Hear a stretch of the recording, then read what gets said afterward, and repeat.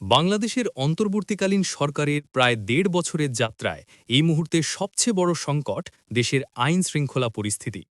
নির্বাচন যত ঘনিয়ে আসছে, পরিস্থিতি কি ততই নিয়ন্ত্রণের বাইরে যাচ্ছে?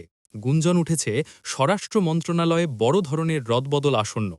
বর্তমান স্বরাষ্ট্র উপদেষ্টা জাহাঙ্গীর আলম চৌধুরী কি সত্যিই বাদ পড়ছেন, আর তার জায়গায় কে আসছেন? ঘটনার কেন্দ্রবিন্দুতে জুলাই যোদ্ধা ও ইনকিলাব মঞ্চের মুখপাত্র শরীফ ওসমান হাদি হত্যাকাণ্ড, আসামিদের ধরতে ব্যর্থতা এবং সম্প্রতি দ্রব্যমূল্য নিয়ে আলু পেঁয়াজ সংক্রান্ত মন্তব্যের জেরে জাহাঙ্গীর আলমের পদত্যাগের দাবি এখন তুঙ্গে। ইনকিলাব মঞ্চের আল্টিমেটাম সরকারকে ভাবিয়ে তুলেছে। সচিবালয়ের জোর গুঞ্জন পরবর্তী স্বরাষ্ট্র উপদেষ্টা হতে পারেন বর্তমান নিরাপত্তা উপদেষ্টা ড খলিলুর রহমান। তবে তাকে নিয়ে বিতর্কও কম নয়।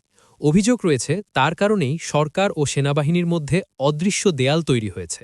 এমনকি পিনাকি ভট্টাচার্য, যিনি একসময় খলিলকে নিজের রথের সারথি বলতেন, তিনিও এখন তার বিরুদ্ধে।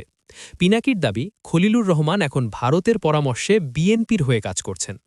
বিশ্লেষকরা বলছেন, ভারতের অজিত দোভালের সাথে সাক্ষাতের পর খলিলুর রহমানের উপর থেকে অ্যান্টি ইন্ডিয়া ব্লকের সমর্থন উঠে গেছে।